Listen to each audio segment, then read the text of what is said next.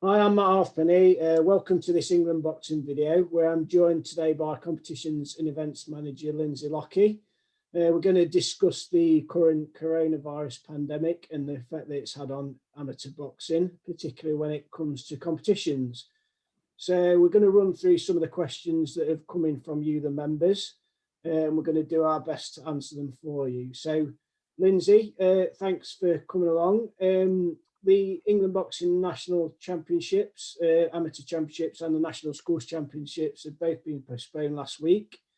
And the National Youth and National Junior Championships were postponed before that. So just tell us, first of all, why have these events been postponed? Mainly because it's the government laws at the moment. We're in a national lockdown. We're not supposed to be leaving our house aside from anything apart from medical reasons or essential journeys. So it's just an impossibility to even open gyms at the moment, let alone run a national competition where we're asking people to travel nationwide. Absolutely, and I guess as well, it's kind of a health and safety thing, isn't it? We want to look after the health of not just people competing, but also their families and friends as well, at a time when transmission rates are high of COVID. Well, that's it. Unfortunately, all the stories that you hear recently, and yourself sharing them on England Boxing, a lot of the other regions sharing them, we're losing so many of our good coaches and contacts and boxing people, let alone, like you've just said, relatives, grandmas, granddads, neighbours. How can we put 1,000 people into a room and then risk that number increasing? And that's even if we had the option of doing it. We haven't even got the option. It's illegal to do it at the moment. But also there is the obviously moral side and health and safety side of it. So obviously this is going to be a postponement in terms of these championships. The idea is to have them later in the year rather than cancel them altogether, which has happened in other sports. When do you actually hope that boxing will be back and these competitions will be on? So of course, again, it's all dependent on the government and Boris's updates. If everything goes tick box accordingly to plan that everything opens back up on the 8th of March, then you could plan things precisely. As we've learned from every lockdown so far, they update you and it gets extended, or it might be a phased return. It might not be all the country opens up and everything opens up. It might be tier system again. So I can't say specifically or exactly, but what I can say is the ballpoint of how it looks at the moment, subject to change. So there's a return to play format, which is 0 to 3 stages. DCMS and the government have stated that it'll be a month between each phase. So obviously at the moment the gyms are closed, then they'll allow pad work like they did do after the last lockdown in tier 1. Then there'll be sparring and then back to full competitive boxing.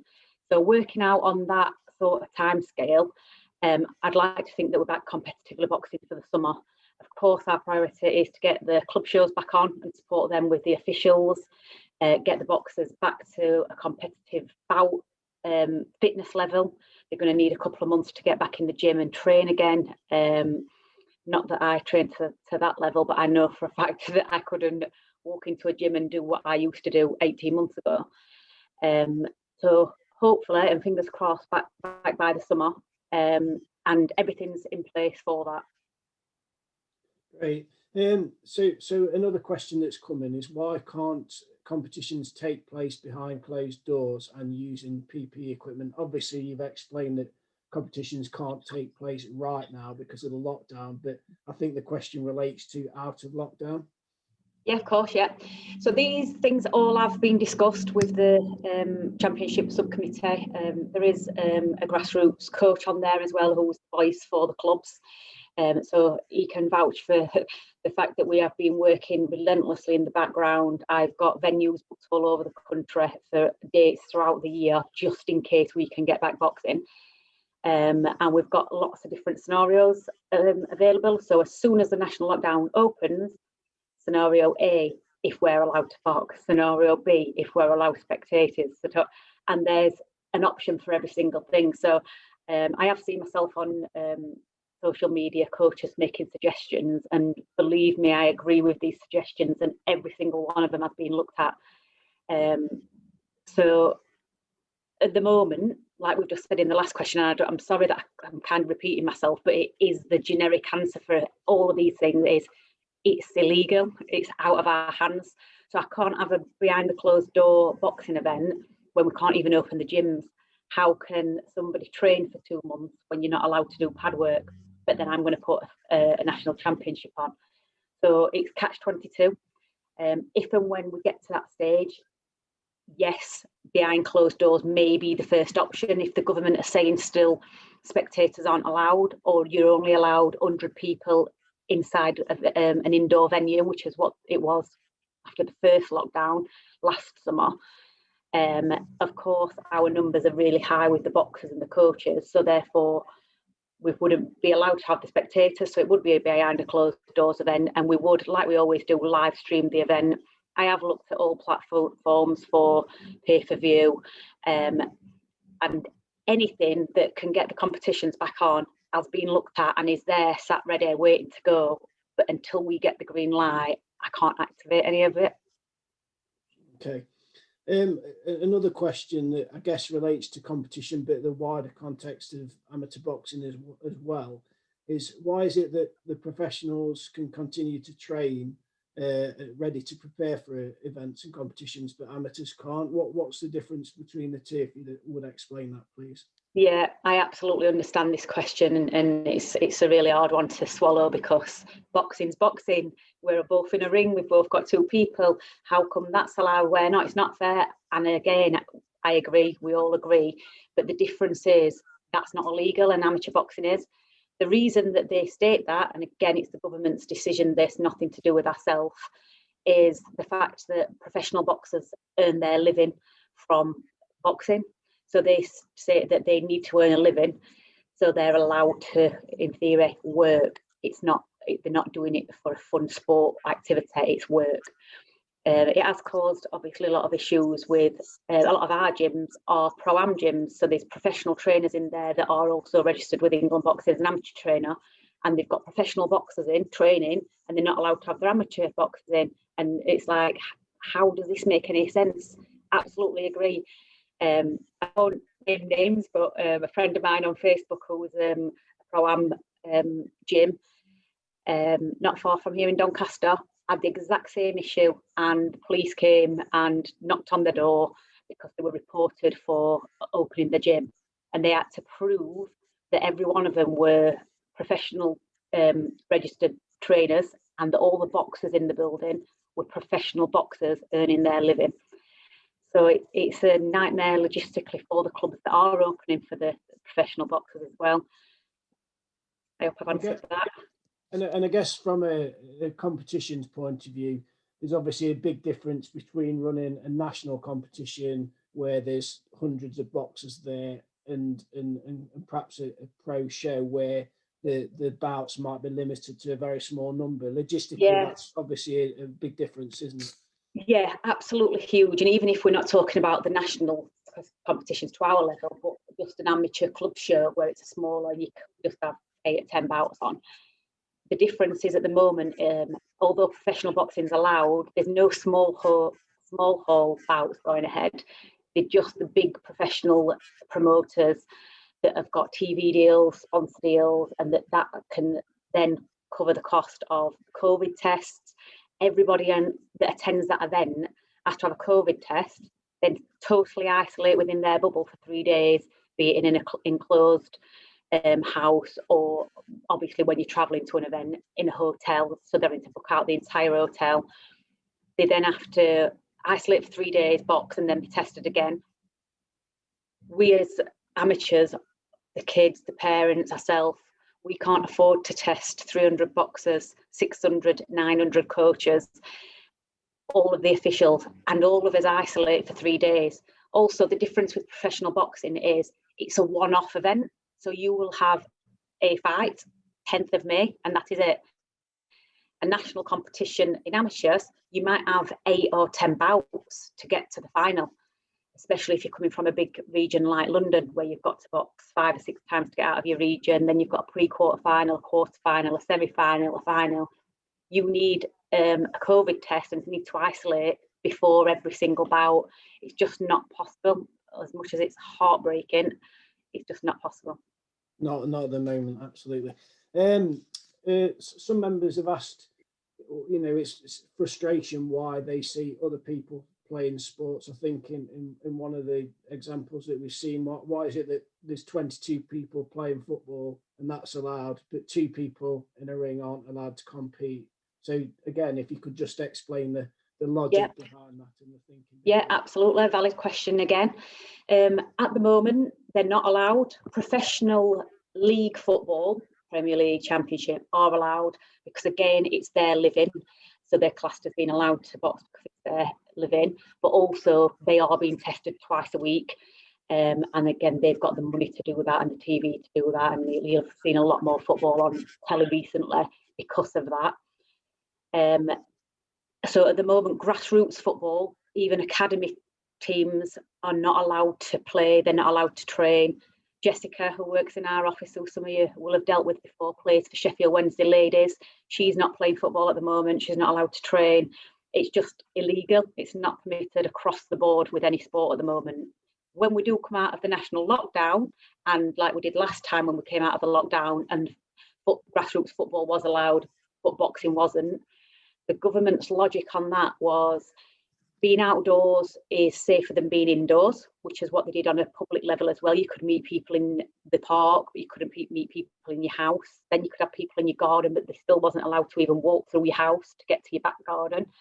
So the logic is, and obviously for safety reasons, the virus doesn't spread as much outdoors as it does in. We are a contact sport, like football's a contact sport, but combat sport are perceived completely different to just a contact sport. Football, you come into contact with somebody for your tackle or you're marking your man and then you're away from them again. A combat sport, you're face to face with your opponent constantly throughout that bout, match, whatever it is that you're doing. And the exertion on each other means that the virus will spread.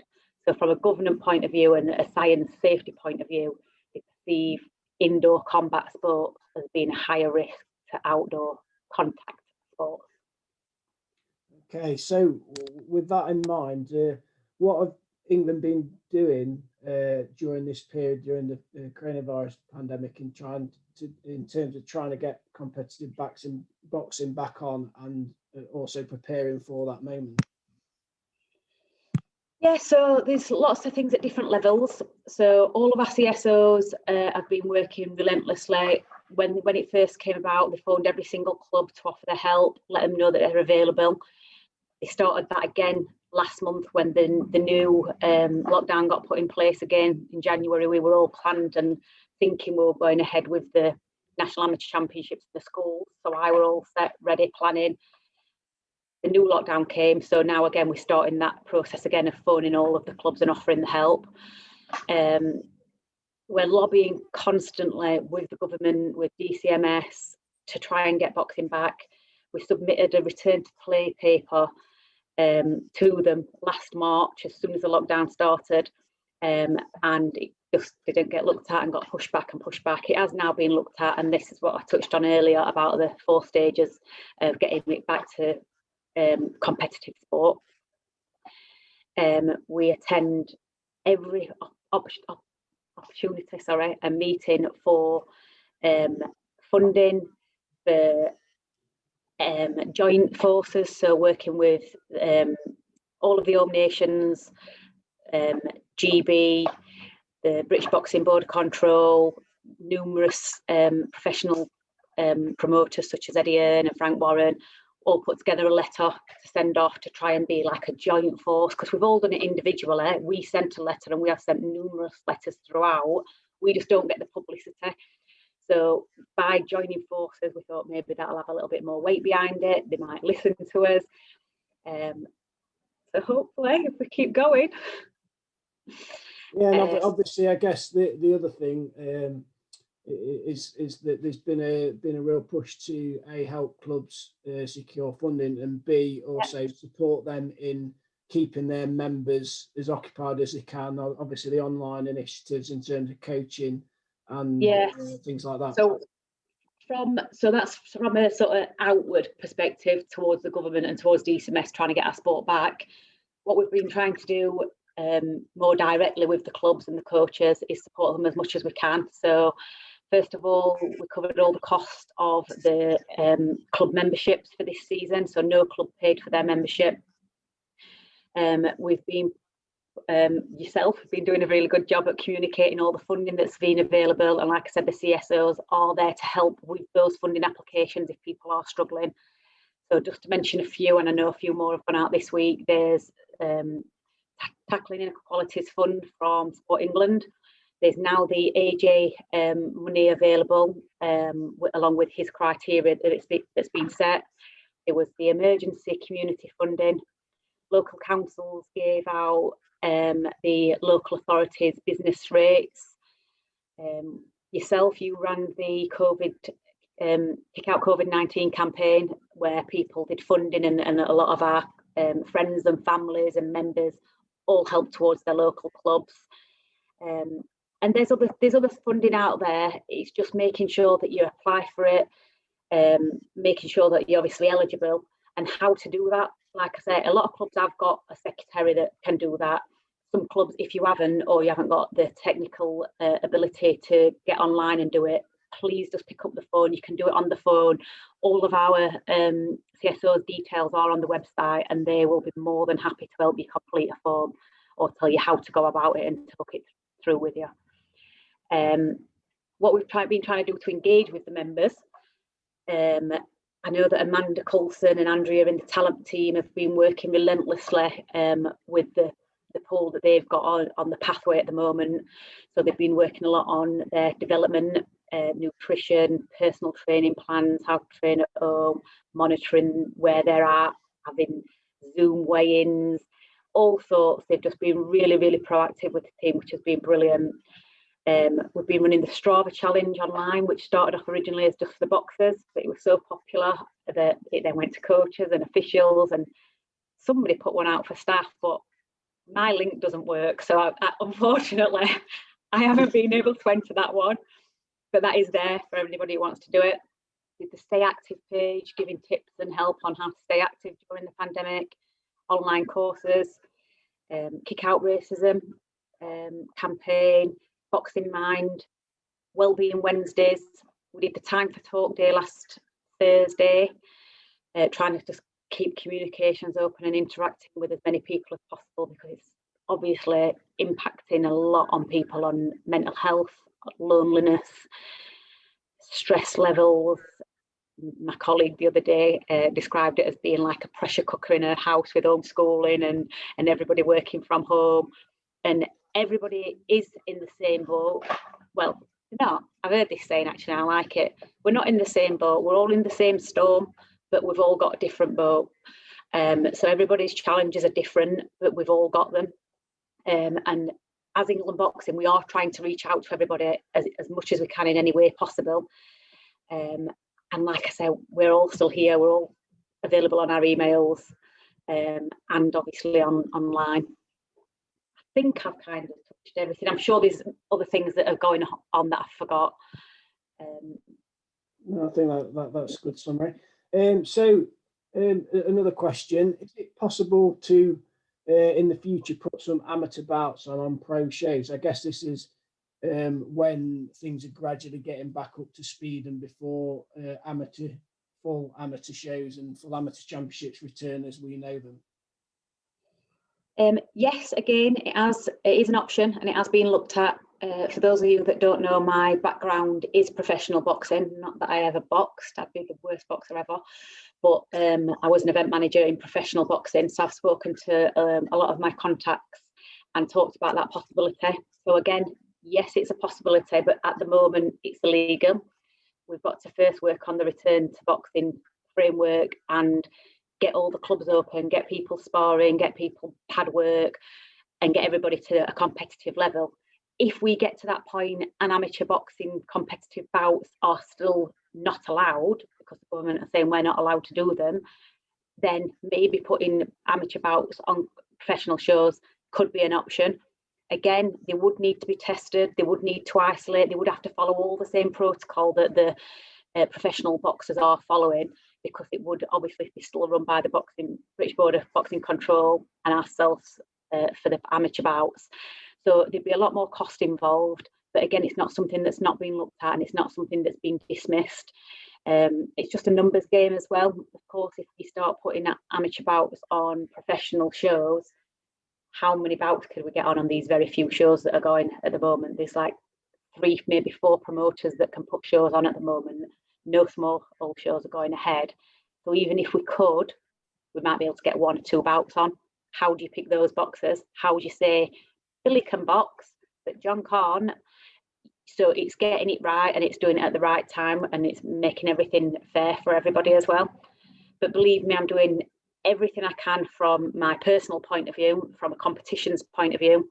The championship subcommittee is working hard in the background, and like I said, the coach on there. We've also got officials and the regional secretary, and there's people from all sort of walks of life looking at it from different angles. I do stay active on social media myself, and I listen to everything that's been said, and I take it on board. Obviously, you do yourself, which is where these questions have come from. Every question you've asked me is something that's already been said on our social media. And instead of obviously you answering it, we've tried to do this video for it to come across a little bit more natural. I'm available if anybody wants to email me. I've had quite a few conversations with club coaches recently about what we've discussed today, and just in general, how do you see it working? What's your suggestions? What do you think we can do? Picking each other's brain, and just having a little catch up really. I know we did the official time to talk day last week, but some people might find that daunting, might think, oh, it's a group thing, I don't want to do it. So I'm happy and I enjoy speaking to the coaches. I miss seeing everybody at the events. I get buzz out of running the events, and I am absolutely lost without them, and I can't wait to see you all, and I can't wait to get them back on. Genuinely cannot wait. Yeah, absolutely. I think we'd all agree we can't wait for that day to come.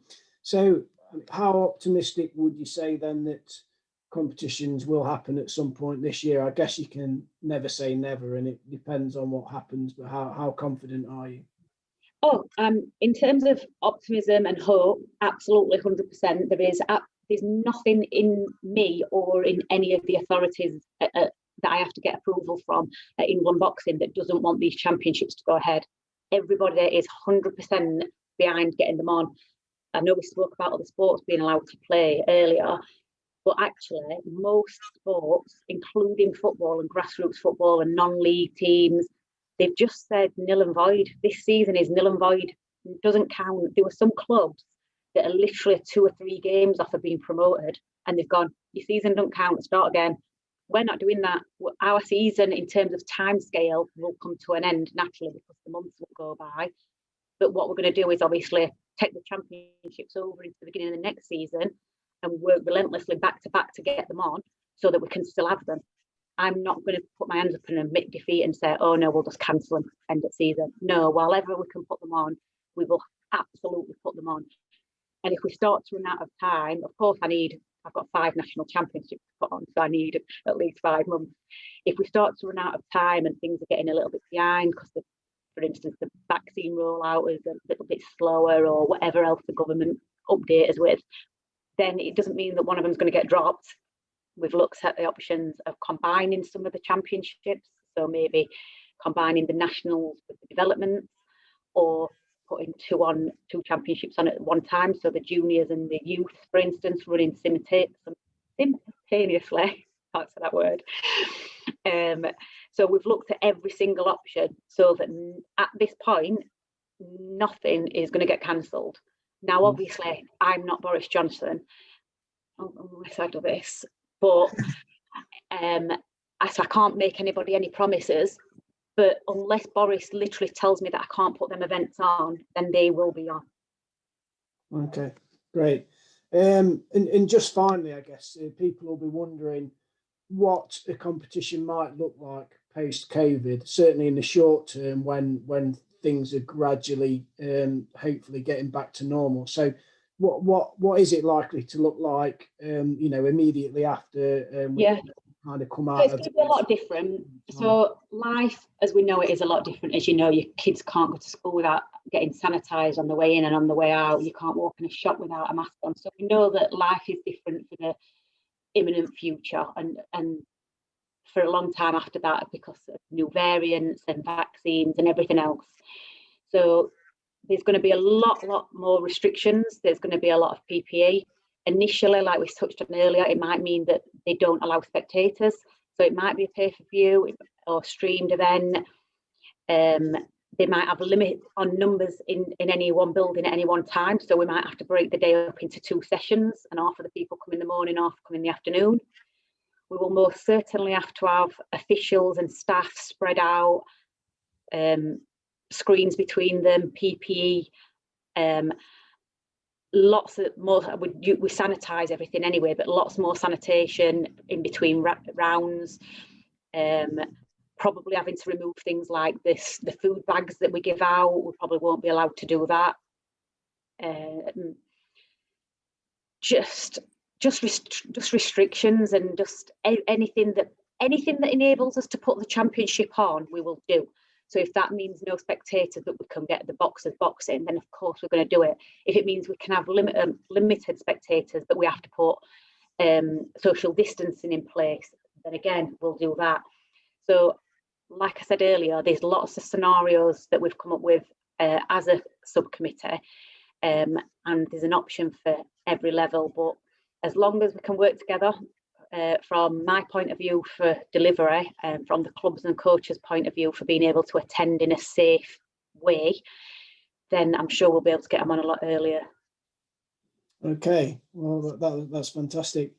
Thanks, Lynsey, ever so much for your insight there. I'm sure people across the country will appreciate getting a bit more background and detail around the thinking that's going on, particularly around competitions. So yeah, thanks very much for joining us. No worries. Thank you. Hopefully see you all soon. Take care. Stay safe.